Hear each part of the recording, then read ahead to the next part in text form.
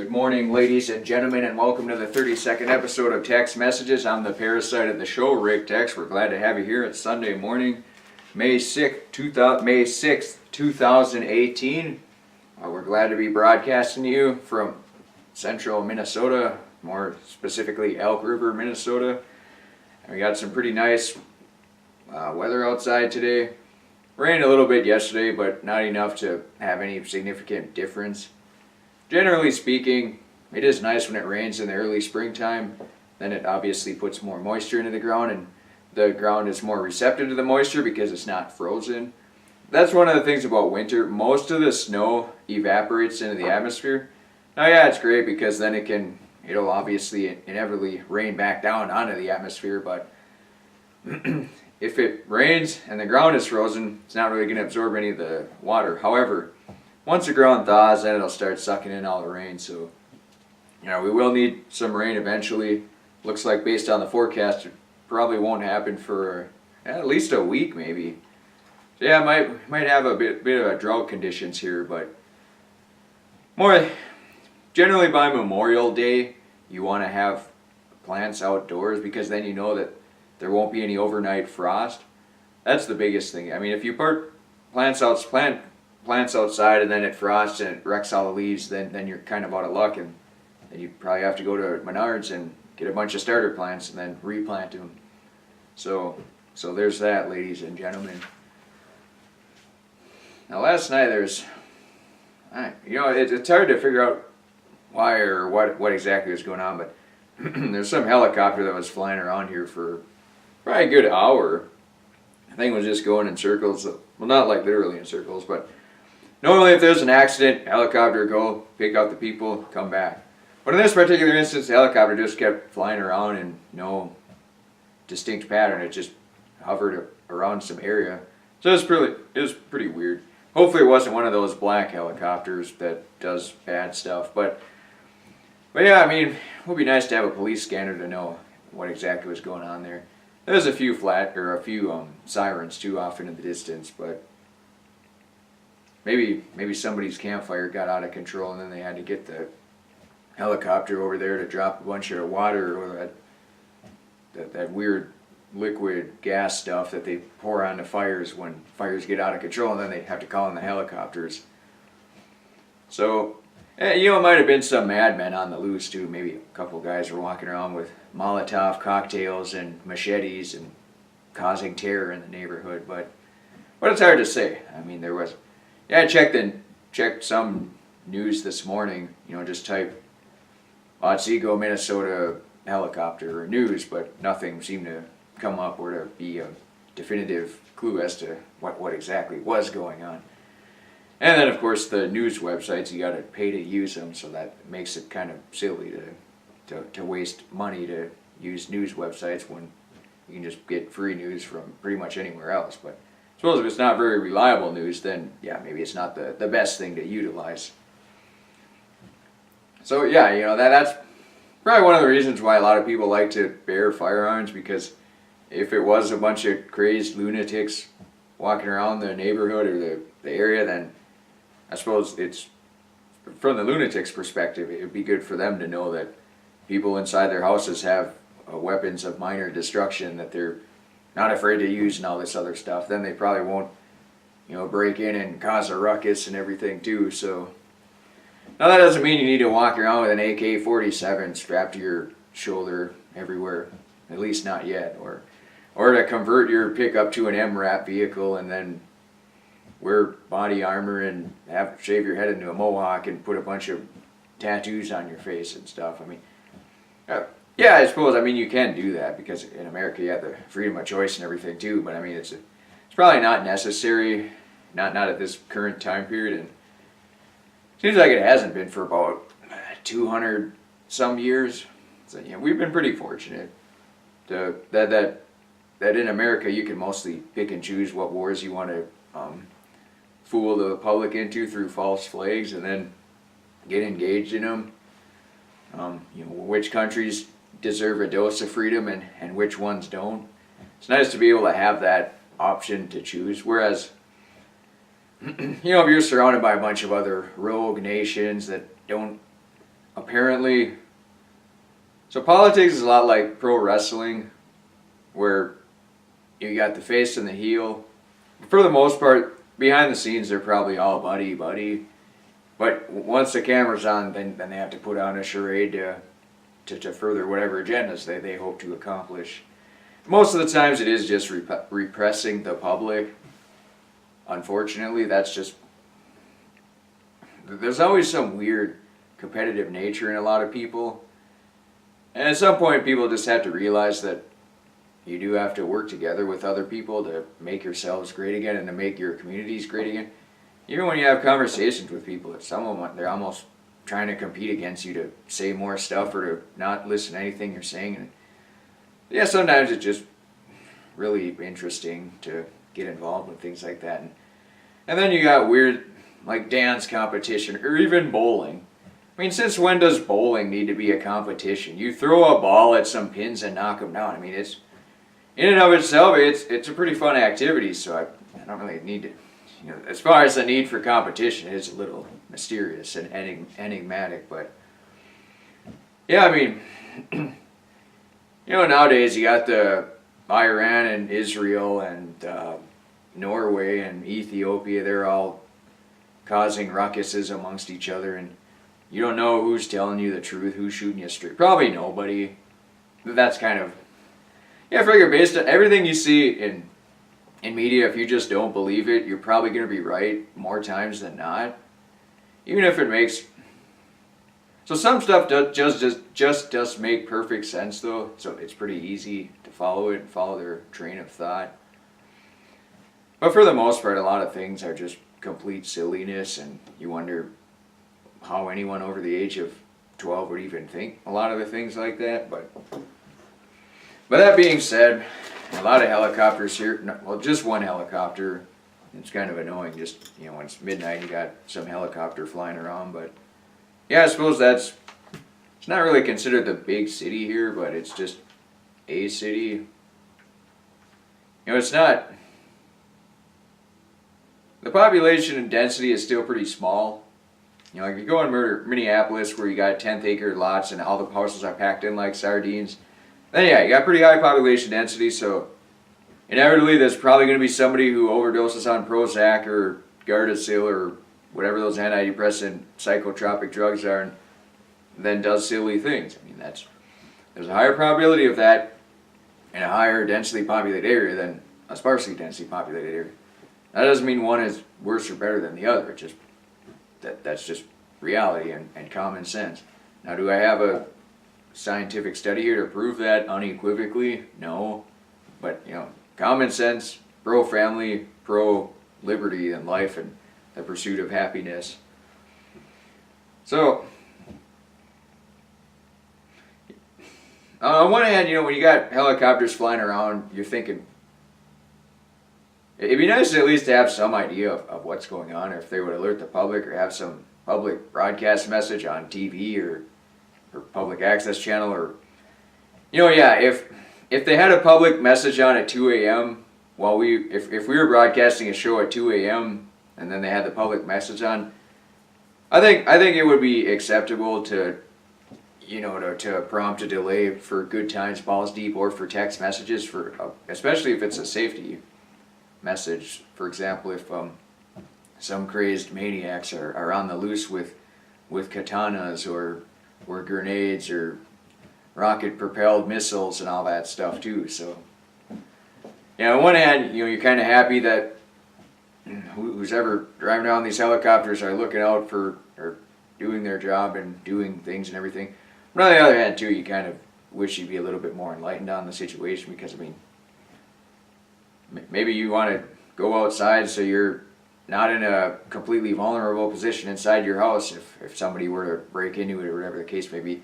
But then on the other hand too, if you're outside, are the police going to see you and then just start shooting you up, for example? So that's why communication is absolutely at the core of any and all conflicts in human history, basically. When people just refuse to communicate, or they just don't want to, or they're just not efficient at it or good at it. And of course you got language barriers too, and some people just like to ignore other people for some reason or another.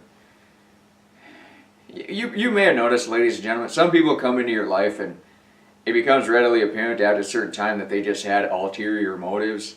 They're not actually interested in entertaining you or mutually entertaining each other. They're just interested in getting something out of you and then crapping on you and throwing you into a gutter. Unfortunately, that is sort of what happens in human consciousness. And that's the whole free will argument too. I mean, you can either serve the Almighty or serve your own ego. Sometimes, I'll fall under the trap of serving my own ego because, I'm laughing and smiling and having a good time and thinking it's probably pretty fun to do that, and maybe some other people think it's fun too. But at the end of the day, you certainly realize the error of your ways and realize that there will be some correctable issues that you need to resolve at some point in the future. But getting back to communication and police and everything too. Yeah, I mean, on one hand, they probably don't want the tip off their hand to the bad guys, and on the other hand too, it's the bad guys already know that the police are coming after them, so you may as well just alert the public, hey, a couple guys wearing togas are walking around the neighborhood, and just stay out of their way or don't do anything ridiculous. We're coming to get them. So, but then I suppose if they say the guys are wearing togas, then the guys are probably going to take the togas off and put on, maybe a straight jacket or a trench coat or coveralls or something to conceal their identity. So I mean, yeah, there's always that too. And one of the things you find out about criminals is they always say, for example, some guy does something bad for 20 years ago and then they're investigating it. Most of the time criminals are males, so if I say a guy doing a criminal, it's more times than not that's accurate. But when there's an ongoing investigation and case going on for 20 years and then they finally find out the perpetrator of it, what they'll see is that particular gentleman, probably clipped or recorded or surfed the web for news articles pertaining to that case over the last 20 years and probably saved them somewhere and just paid close and intricate attention to it. So, yeah, criminals are probably monitoring police communication obviously a lot more than the public, because to them, the police are their enemies because they're trying to elude capture and get away from them and try to continue living freedom, and more than likely trying to continue doing bad, destructive behavior to society as a whole, hence why the police are after them. So yeah, there's always that chicken and the egg type thing, because you think, as far as police and undercover vehicles too, on one hand, yeah, it would be nice to have a visible police force, the bright shining lights and the reflectors on the cars and everything. But on the other hand too, they probably need some undercover vehicles to get in and after real bad people that are on the lookout for the bright shiny police car. And then of course you got double agents that need to work as, need to infiltrate biker gangs or something, and then they're actually police officers. So yeah, as far as the efficacy of that, how effective it actually is, I don't really know for sure, but it is nice. But it is nice just to know that some people are willing. Because being a police officer would be pretty tough. If I was a police officer, I'd probably be dead in about a month. So for police officers, it's pretty difficult. Anytime you pull somebody over, in America, most people probably have firearms. So you're not really sure if the person will just go crazy and start shooting you up. And especially nowadays with all the pesticides in the foods and all the psychotropic drugs and the pharmaceuticals are basically in almost everything now, because people flush them down the sink, they'll get in the water supply. So pretty much everybody is medicated to some, even getting well water here through the 7-stage RO system. I'm probably being slightly medicated by some circuitous effect from the medications getting into the food, or for example, water that's used to preserve the olives that you get in a can. That probably has some medication in it too. So when you got the combination of firearms, medication, and pulling people over, it's a pretty dangerous recipe. Now, yeah, most police officers, yeah, they're not, taking a rain of bullets every single day, but it's still a pretty tough job because the risk is significantly greater than, if you're working at McDonald's. I suppose working the overnight shift at McDonald's is probably pretty dangerous too, especially at certain locations in the country. A lot of them probably could be eligible for hazard pay or war zone pay and all that stuff. But just everybody in general, every hard-working, morally upstanding person is just taking risks in their life. When you drive to work, you could get run over by an airplane that's landing on the freeway, or a tree that falls over and hits your car. So, or an overpass that collapses because it was poorly designed, or the engineering team was assembled through some weird political motivations, and then they weren't up to the standard of meeting the overpass walkway, so then it was poorly designed, and then it collapsed and crushed a bunch of cars. So I mean, there's always those risks that you take to be a good, morally upstanding person. And even when you eat food that's different too, you're also taking a risk, because say you go to some restaurant and you eat the rice there. Maybe the rice has some parasites in it that'll kill you instantly or just to kill you over time. All right, slow death is probably one of the worst outcomes for humans. I mean, and that's the thing with the food supply too. It's designed to kill, not intentionally, but it's designed to kill you slowly, because if you were to leave all the enzymes and bacteria and things like raw milk, for example, it's more healthy overall, obviously, but if people with a compromised immune system eat it or drink it and then were to get E. coli or Staphylococcus or whatever, then they might become deceased after a short period of time. So then, then there'd be lawsuits and a legal team would be kicking down their door and all that. So that's why manufacturers prefer the slow death method over the healthy, while taking a small risk for sudden death. And, that's not to say that, maybe elderly people or people with compromised immune systems ruin it for everybody else. But it'd just be more important if you had more options out there, and if there's better education. I mean, if people were aware that raw milk has all this healthy stuff in it, and that there are risks to it, but if you're willing to take the risks, then go ahead and drink it. Because, I mean, when you drive your car to and from work, you're taking risks to do there. Even if you walk on a sidewalk, a meteorite might knock your face off or something. So, I mean, you're always taking risks in life when you do stuff.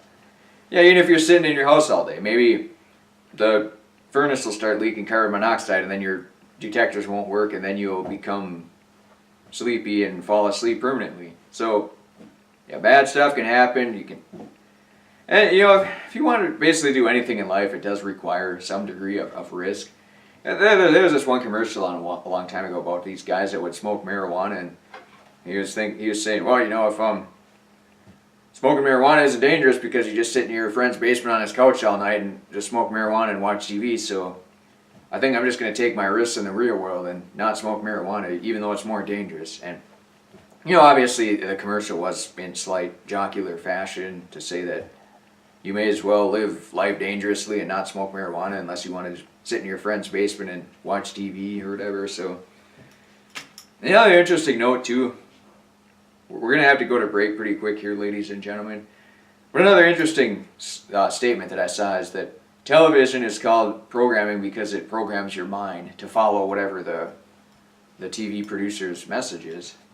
So I thought that'd be an interesting thing to lead into this break with. But we're going to have a show on pretty soon called Good Times, Balls Deep. I met with the host of it a couple days ago. Yeah, I drove my car down there and drove it back. And on the way back, it started leaking fuel, so I had to fix that too. But, when you got older cars, things happen here and there. But, I got that fixed. Was able to drive to the Princeton Speedway, no problems. And everything seems to be running on, in the case of that car, 3 cylinders. But I met with the host of Good Times, Balls Deep.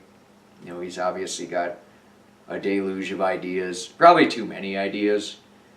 That's probably the thing. I mean, his brain works at basically Mach 3, so he might need somebody around him to kind of rain down and bring some of the ideas back to Earth, because now it's just some big giant galaxy of ideas floating, orbiting around the central, theme of what direction the show will take once it begins airing. So yeah, should air pretty soon in the near future. So I mean, I'll be the first to tune in on YouTube or rumble.com and watch it there.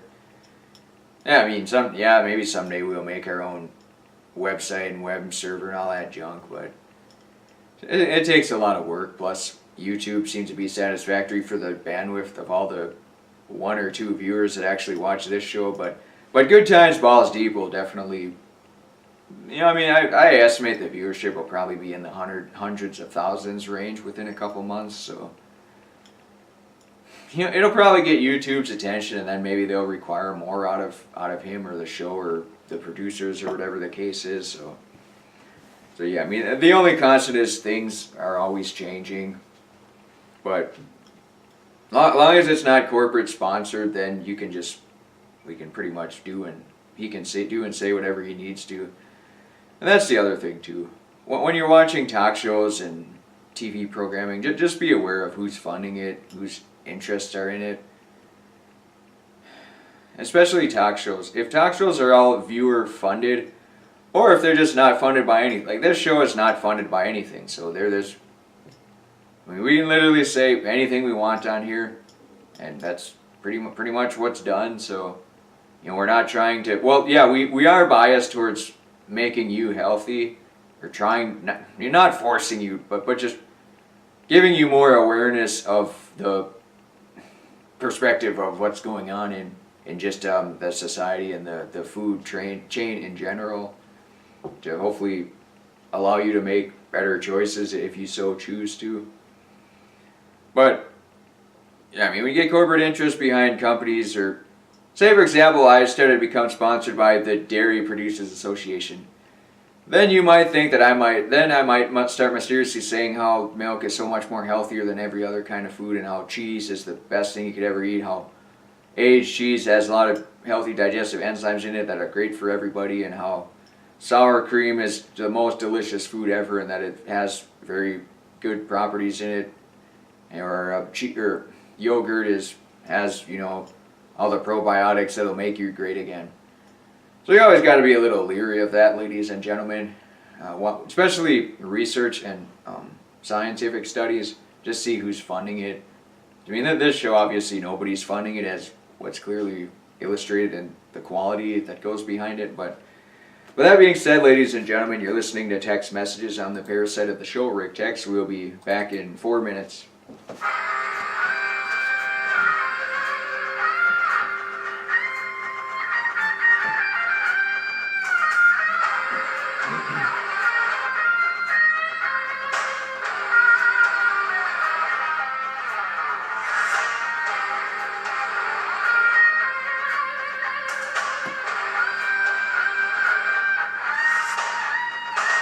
Someone will lose, someone must win.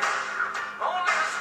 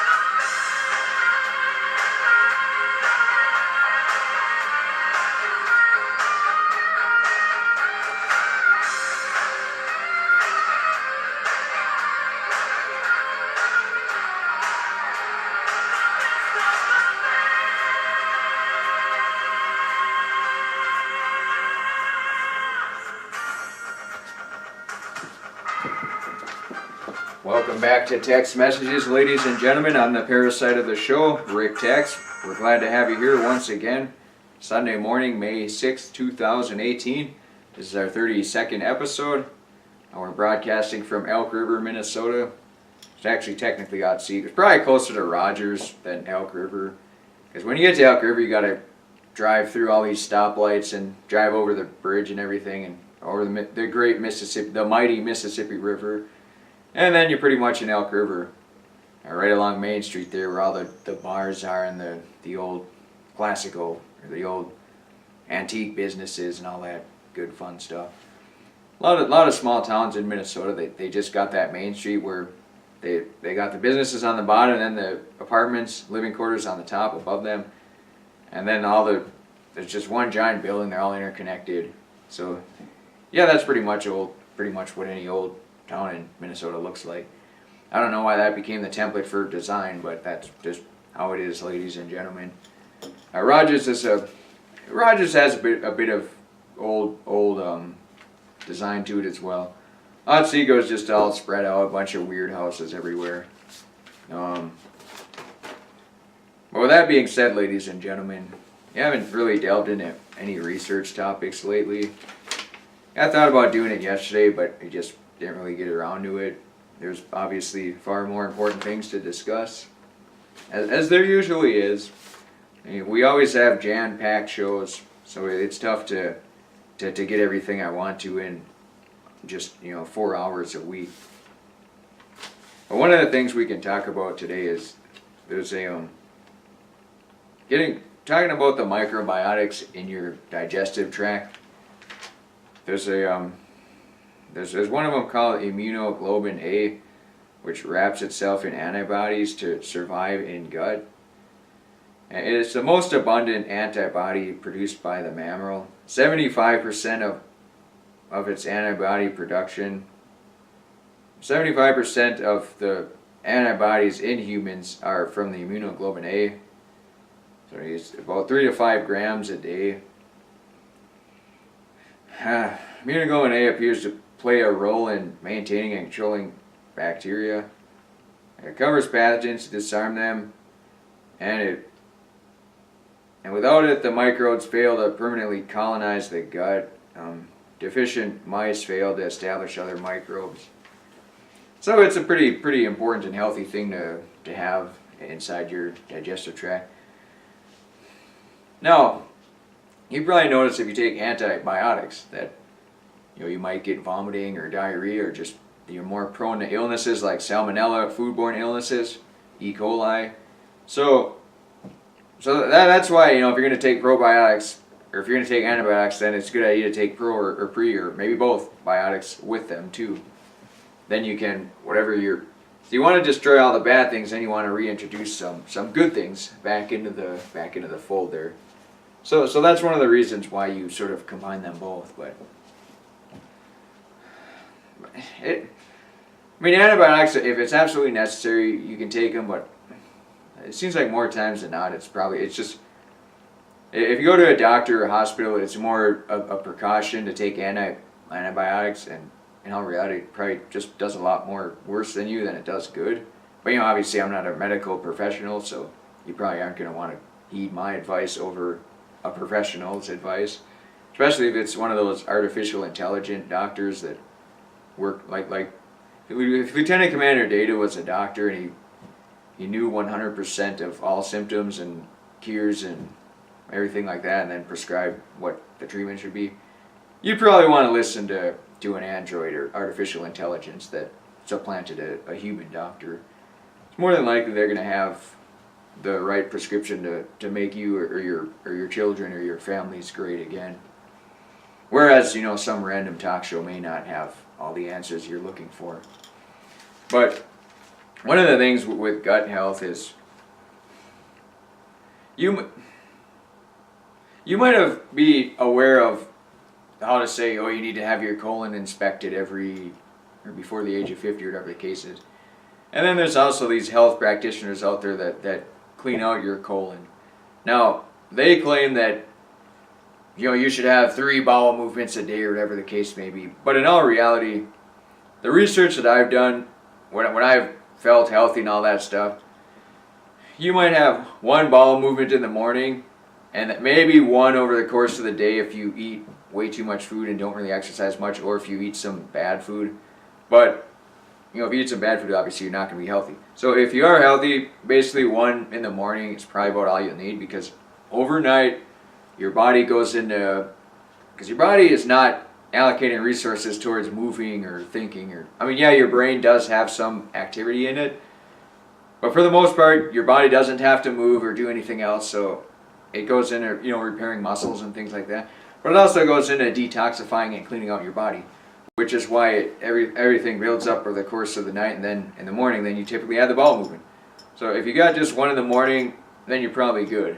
And, as far as sticking some hose up your backside and cleaning it out, that's probably completely unnecessary. And then you'll see, oh, so and so had an autopsy and they had 30 pounds of fecal matter stuck in them, or 20 pounds, just some ridiculous out of control number.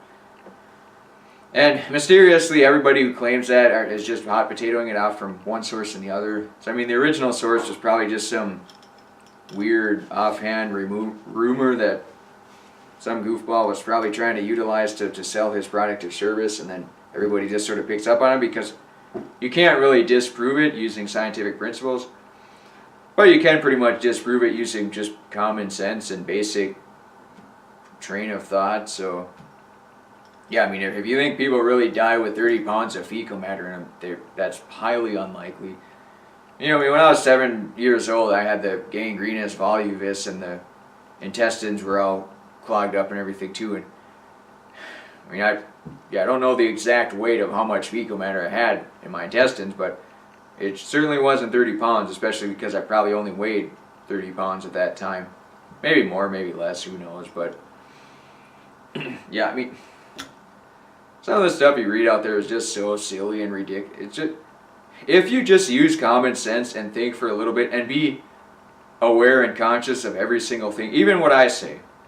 If you believe everything I say, you might be worse off, because see, for my everybody's perspective and circumstances are different and unique.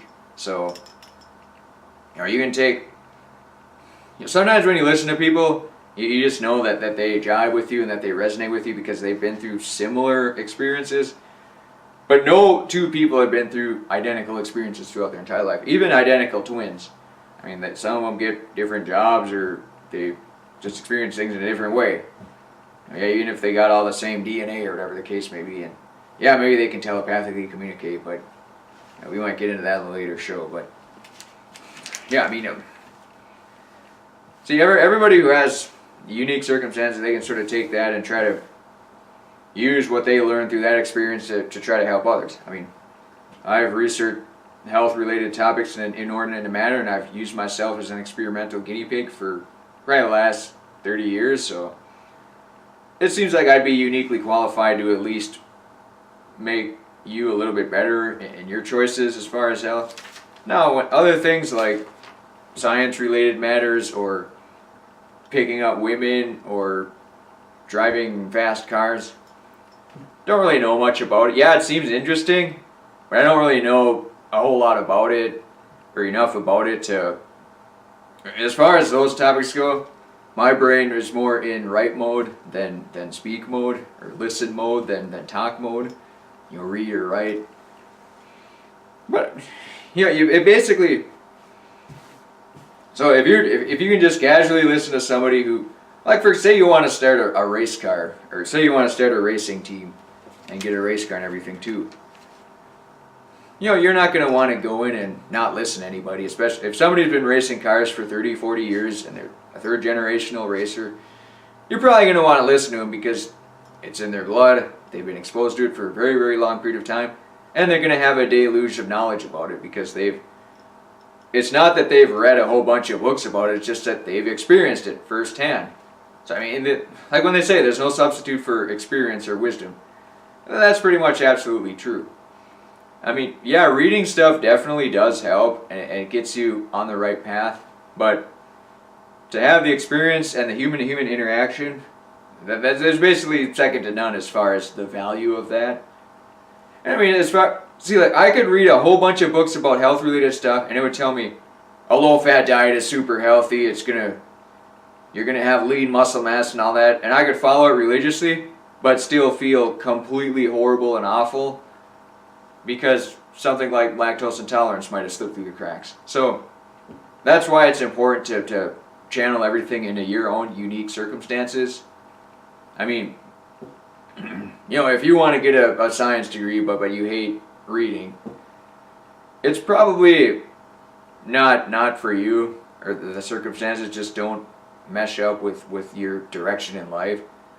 So I mean, you sort of have to, like the low fat diet's not going to work for me because you need fat to get energy and all that stuff too, and my body doesn't really break down carbohydrates, so you can't live off of only protein.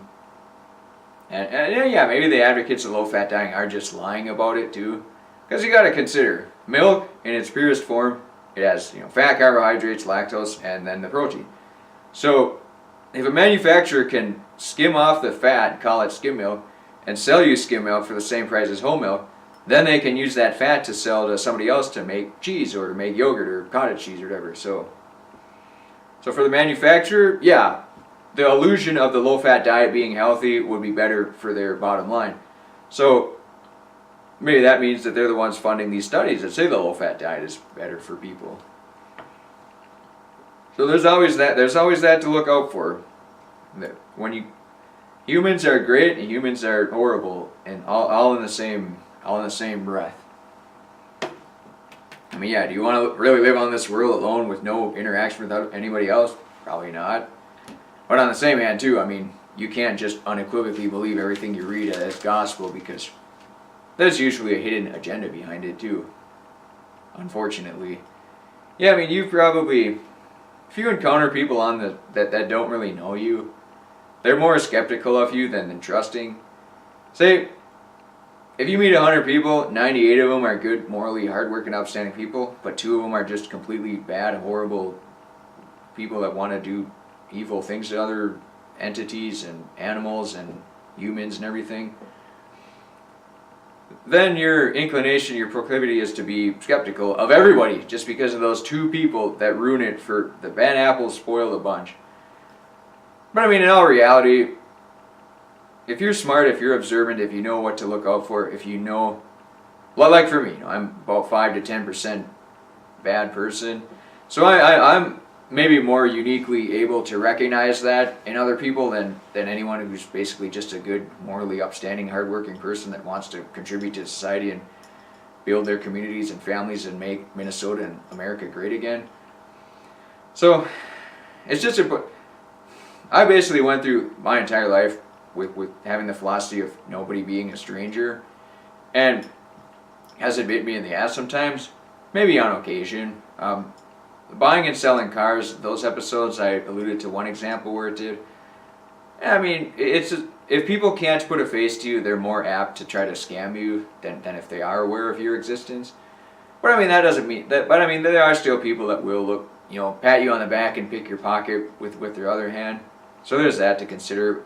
But I mean, for the most part, most people are pretty trustworthy, especially if you've known them for a long time.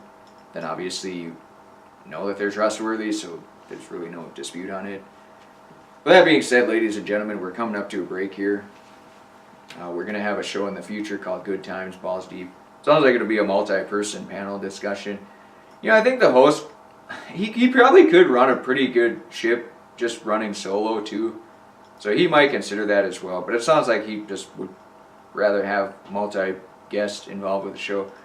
One of the problems that I've had, and I've tried to post videos with other people on, and then they express disdain in that, so it's just, for me, if I just keep the show to myself, I can do and say whatever I want. Because, let's say, for example, I film a show with a bunch of other people on, and then a couple shows later I start saying stuff that they absolutely hate and don't want to be associated with. So they're going to start complaining to me or to YouTube to get them off their show, or off the show. So that's why I'll usually just stick with myself as far as video, characters, and all that good fun stuff. So then I can just say and do whatever I want on camera, and nobody's going to complain about it because I'm the only one that's associated with the show. So if there's any heat that's going to be taken, it's all going to be scorched on me. And I think the host of Good Times Balls Deep might see that as an advantage too, because individually he absolutely has the tools and the talent to be a successful radio talk show host, way more than me and probably most people that you, obviously more than any teleprompter reader, and probably more than most people on FM, AM radio, terrestrial radio. But yeah, I mean, ultimately it's just reining in some of the ideas. You know, he's got to satisfy sponsors too in the coming week, and he's got a family, so he's a pretty busy guy. You know, he doesn't have all the time in the world like some of us do. So Good Times Balls Deep will happen in the near future. You know, it'll definitely probably make St. Cloud great again. You know, I'm pumped for it. I'll probably be the first to subscribe to the YouTube channel and everything, or maybe we'll post on this YouTube channel, but we'll see. With that being said, ladies and gentlemen, we'll be back in about 4 to 5 minutes here.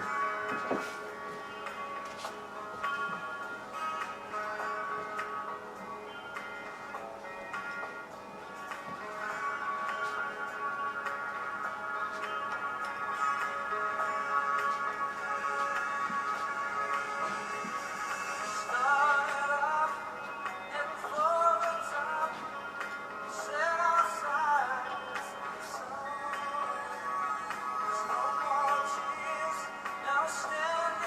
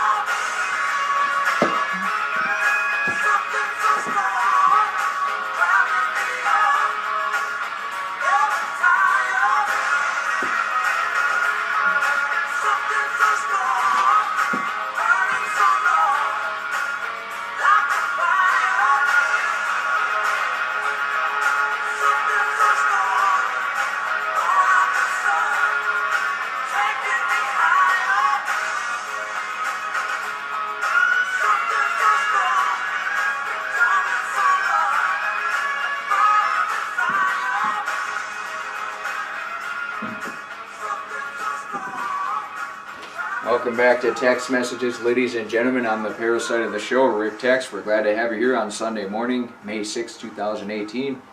Got some pretty warm temps outside today. Great day to spend it outside. Just a great weekend, really.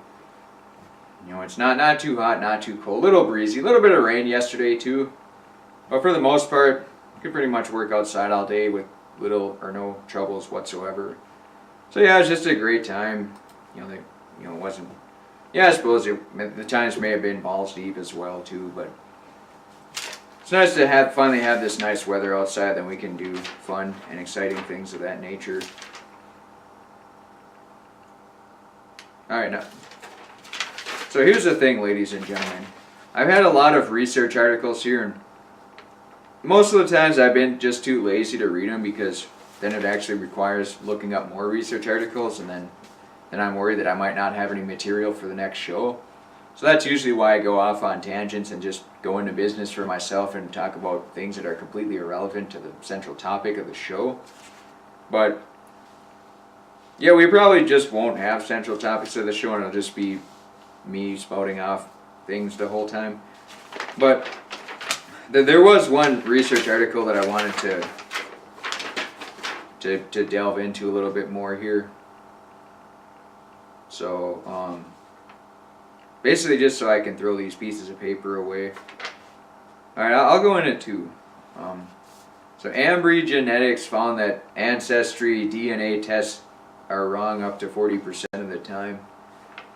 Now if you want to get DNA tests for diseases and everything like that, it's probably pretty important to have it accurate, but if they're not accurate, then it just makes you do things to try to prevent a disease that you're not actually susceptible to, then maybe it's not such a hot idea. I mean, if you want to get a DNA test to say you're 30% Cherokee Indian so that you can get a job for some affirmative action company, then more power to you, I guess. But yeah, it just seemed, I never really understood why people hang their hat so much on where their ancestors lived or anything, because it's just one of them things that separates people and then puts us in identity politics. So, if you just walk around telling people, oh, I'm Ethiopian or whatever, it doesn't really have any significance whatsoever to who your true and real character is.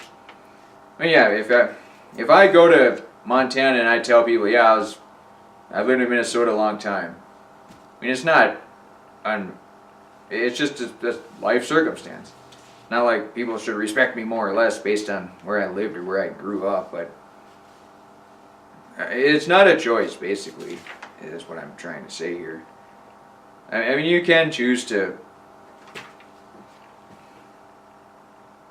if you say, oh, I'm a Protestant religious person, yeah, it's a choice you make, so if you want people to know that, then good, great, but you're going to meet a lot of people that aren't Protestant religion, so what would be the point in telling them that, because they do not choose to be that, so you're essentially already putting up a barrier to successful communication with them. And that's basically all. That's kind of the way I look at it.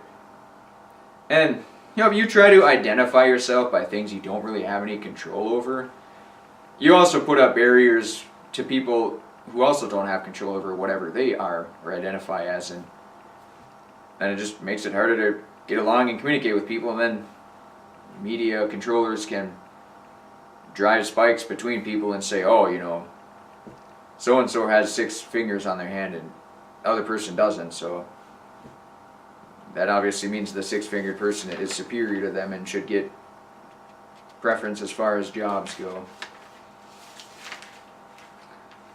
But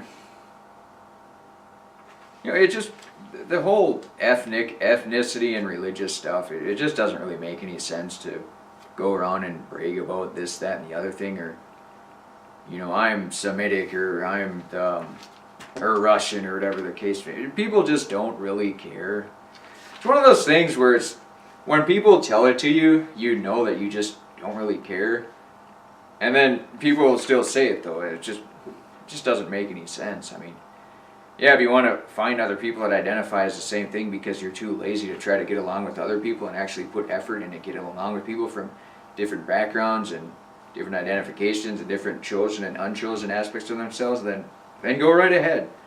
You know, if you want to seek the path of least resistance and not challenge yourself and never put yourself to the test to be the best of the best, then by all means, just make friends with members of your family and crap on everybody else. If that makes you feel better, then go ahead and do that. But see, the Almighty designed humans so that, and a lot of globalist aristocrats have figured this out the hard way, that when you procreate with people of your same DNA and ancestry and all that stuff, generally leads to mutations more times than not. I mean, there's a lot of examples of it, like Queen Elizabeth, the Queen of England. You know, all her brothers and sisters are probably in insane asylums as a result of inbreeding, and then you'll get people with just weird, especially people from countries that condone or that even advocate polygamy. So then people don't even know whose mom or dad belongs to who or whatever the case is, and it's just a big cluster fest, and it leads to a lot of problems. So that's why it's important to just identify yourself by your individual character. Yeah, you do have unique circumstances that you sometimes fall into and choose to. Yeah, I mean, if I'd go to California or something and somebody's there and they're like, "Oh, why do you talk like that?" I'd be like, "Well, I don't know. I'm from Minnesota. I've got kind of a weird overbite from eating very, very bad food at a young age when I was growing and developing. So that sort of makes me talk a little funny. And you know, it's sad and it's unfortunate, but it is what it is. So yeah, that kind of explains that." And they're like, "Oh, well, do you know where your ancestors came from?" I have absolutely no idea, because it's pretty irrelevant to be 100% honest with you. And I mean, you could just make stuff up too. I mean, you could just say, "Oh, yeah, they came from Kazakhstan or Jamaica or whatever, or Newfoundland even, or maybe they came from Alaska and then they crossed the Bering Strait into Russia and then flew back into Japan and then came to Ireland and then flew into Minnesota." So yeah, I suppose you can just make up a bunch of stuff and it's just all fun and games and everything too. But I mean, occasionally, some people would ask if they want to hire you for jobs, what you are, so that they can fill out some affirmative action, goofy stuff, or whatever the case is. But yeah, I mean, as far as government instituted rules and regulations to follow, some of them kind of make sense, but the others are just pure silliness. I mean, if I went into a field that was female dominated, I could probably get a job pretty easily, even if I wasn't good at the standard measures of performance. And I'm not saying it's a bad thing, because I could probably provide a unique insight into that job field, just having that unique quality from everybody else too. So if I was to get straight C's in college and graduate and then get a job when so and so got straight A's, but since they identified as the 90% of everybody else in that field, I mean, hey, is it fair? Maybe, maybe not. I mean, did they put more effort into it? Probably. So in that regard, it's probably not fair. But on the other hand, too, I mean, maybe the job is just looking for somebody with a unique insight, because they already have enough smart people to work in the job and to work together and to make their communities and their workplace great again. So, yeah, it's not all bad that people get so hung up on their ancestry and everything. And yeah, I mean, you don't want to get some girlfriend and find out she's your cousin or anything like that too. I mean, that would definitely be a tragic of epic proportions, but most of the time you can kind of look at somebody and figure out whether they're going to be your second or third cousin, or maybe not. So it's pretty obvious. I mean, geographical locations have a profound influence on people, especially over hundreds of years. Yeah, I mean, like, for example, if you spend more time out in the sun, your skin starts to get darker. Or if you spend more time weightlifting, your body gets larger. So whether that fundamentally changes your DNA or not, anybody who tells you a specific answer to that is lying, because nobody has any clue whatsoever. I mean, if you spend 20 years of your life out in the sun and then you have a child, does that mean your child is more prone to having darker skin than you? Who knows? I mean, nobody's going to know that stuff for sure. Software programmers that work together on a project, they know their individual modular segregated part of the code that they integrate with the rest of the team. But to know how everything functions requires an abundance of knowledge. And software program written by humans is probably, we can't even, it's negligible compared to what the almighty software is as far as all living organisms and entities. But you do know over time that if you procreate with somebody that has similar DNA to you, it creates mutations.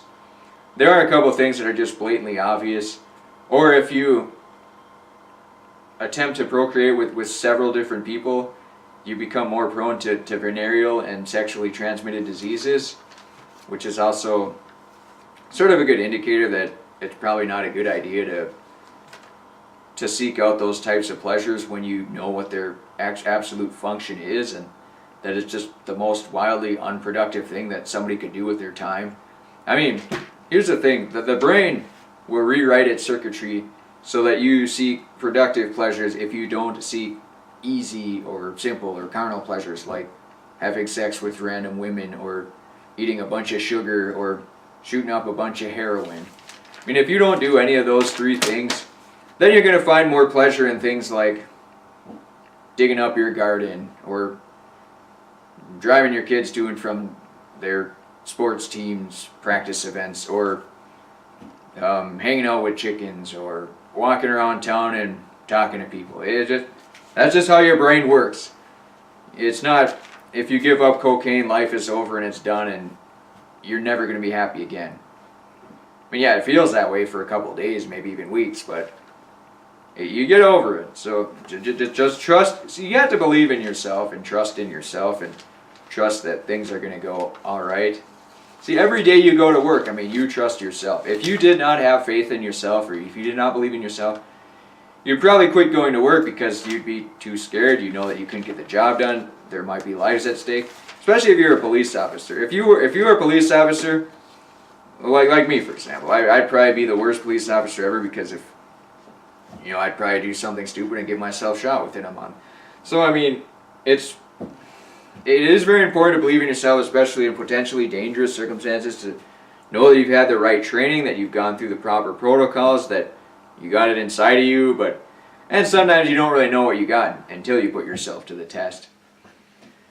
But, yeah, I mean, that's what it takes, Yeah, you can believe in your ancestry and all that goofy stuff, but individually, it's just best to identify yourself as an individual first, because to achieve absolute diversity, everybody has to identify themselves as an individual.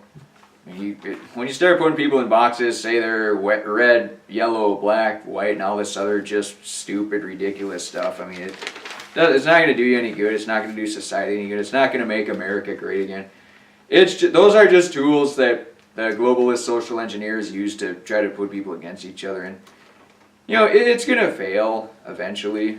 And it's going to fail for them, not for general individuals that are just seeking out freedom and are morally upstanding, hardworking people.